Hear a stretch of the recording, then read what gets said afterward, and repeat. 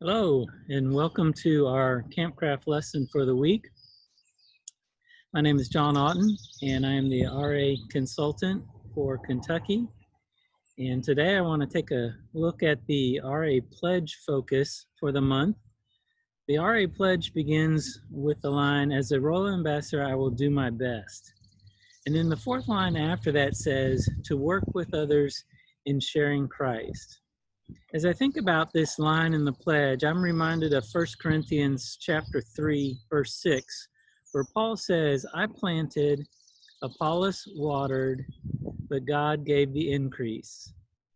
Paul and Apollos worked together under the Lord to spread the truth of the gospel to people who needed to hear about Jesus.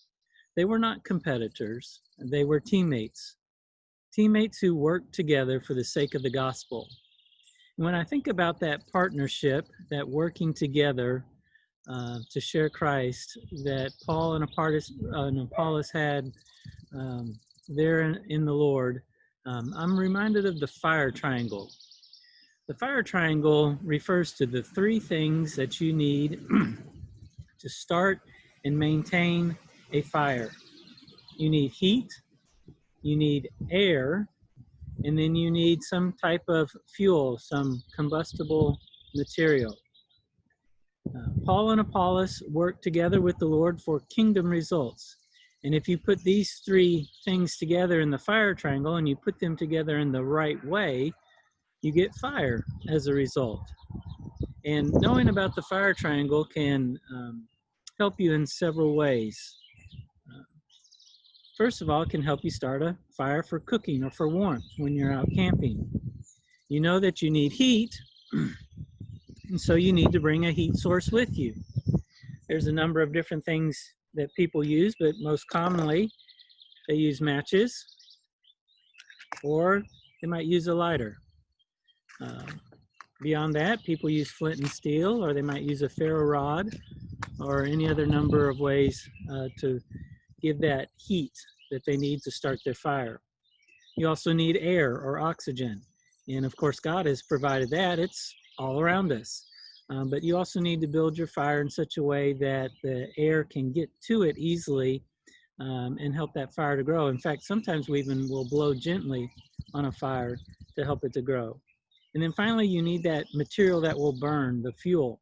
And so we collect different sizes of wood so that we can build our fires. The first thing we collect is what we call tinder.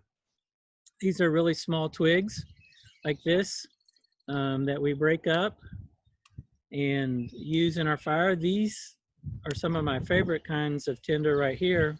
These sticks, they come off of cedar trees down low where there's no longer any greenery on there. And these little branches have died. They're very dry. When you break them, they snap very nicely. I don't know if you can hear that, but they break very nicely, and you can get a good handful of those to help start your fire. They burn quickly, they burn easily, they burn hot.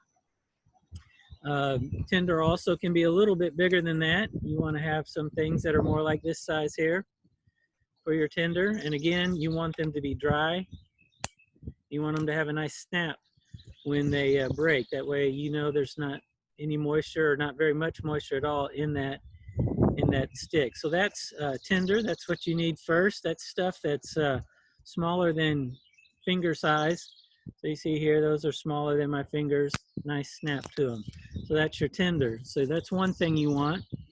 You also want to have what's called kindling.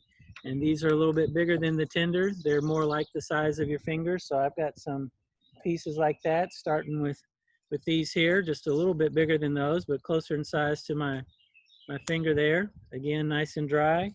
And then you can move on up bigger with those to pieces like this size. And this is kindling. And again, you want it to be nice and dry so that it'll burn easily.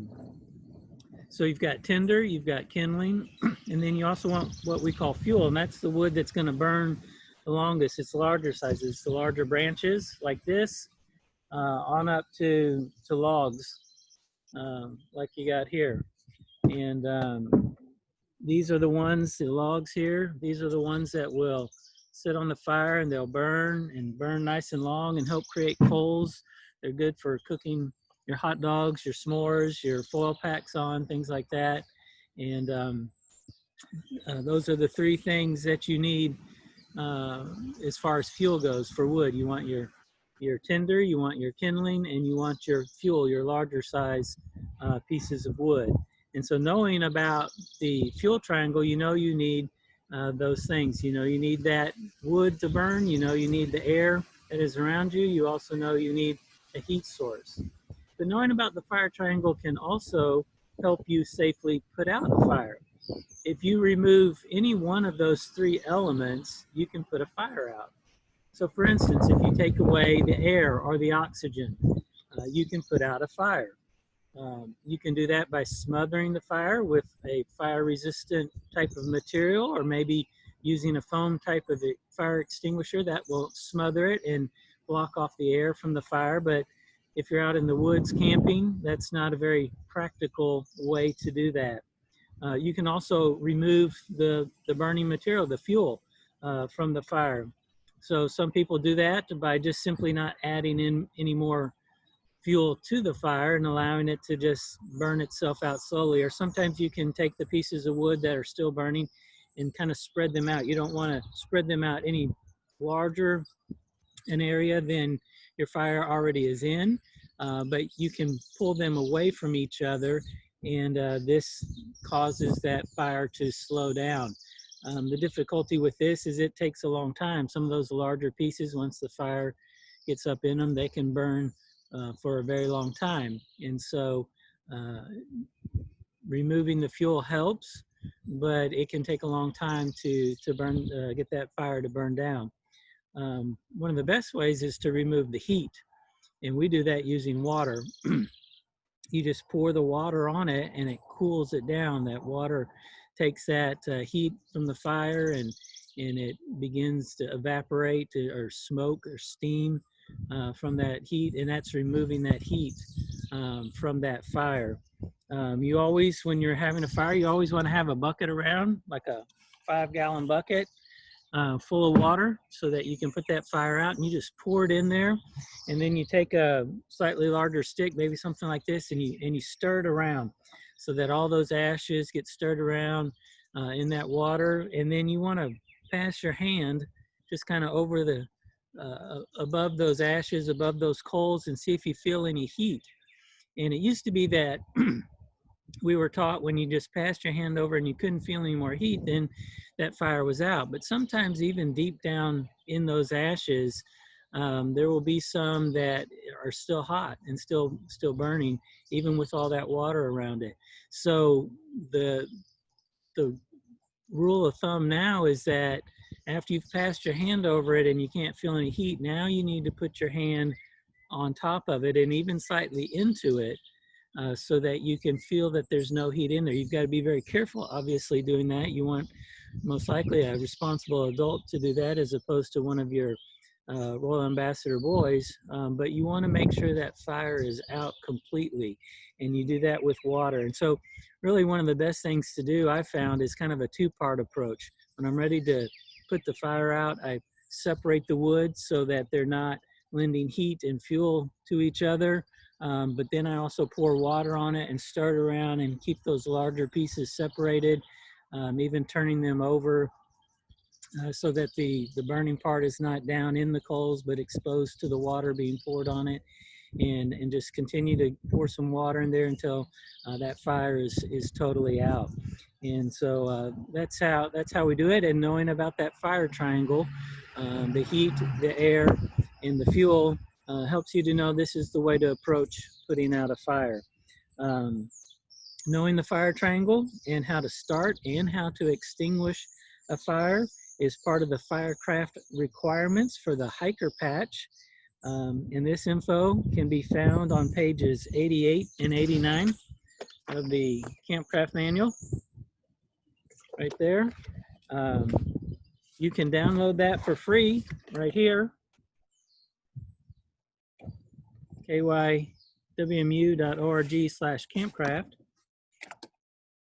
And so the fire triangle, 3 elements working together to give you the result of fire. Paul and Apollos working together in the Lord, bringing about results for the gospel of Jesus Christ. You and me, our RA boys, our church leaders, our missionaries overseas, working together for the sake of Christ and to spread the good news of Jesus Christ. So that's our Campcraft lesson today, and I hope you enjoyed it, and we'll see you next week. Take care.